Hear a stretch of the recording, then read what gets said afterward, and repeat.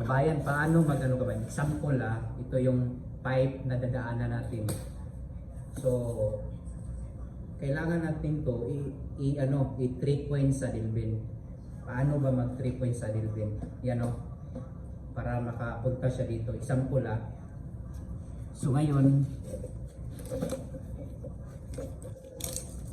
ito yung i-bend natin. So ito yung gitna. Ang measure niyan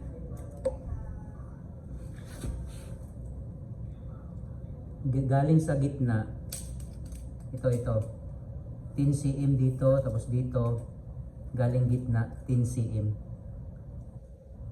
Yan 1, 2, 3, 10 cm, 10 cm. Ngayon, ang una nating i-bend itong sa gitna. So, gitna lang natin sa bender natin. Spring bender ang gamit. 3/4 pa lang to i-bend ko 3/4 na PVC pipe. Pa-follow ka ba pa-follow sa ating YouTube channel. Una nating tirahin itong center, lagyan natin sa tuhod. Yan. Pangalawa, ito sa kabila. I-reverse lang natin.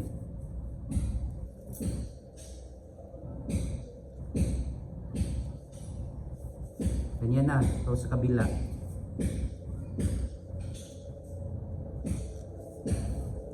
Tapos adjust mo. Yan, adjust mo lang.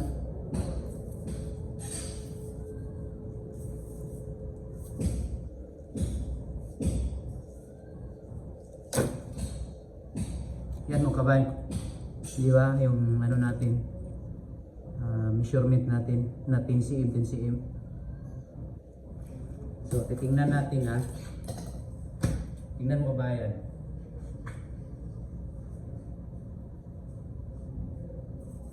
Pwede dalawang pipe dadaan.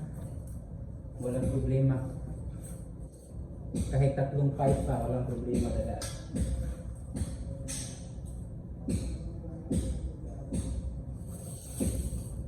Ano? Ganyan lang mag 3 point saddle bend. 3 point saddle bend kasi 3 point yung i-bend mo. So, pa-follow ka ba yan para sa next video natin?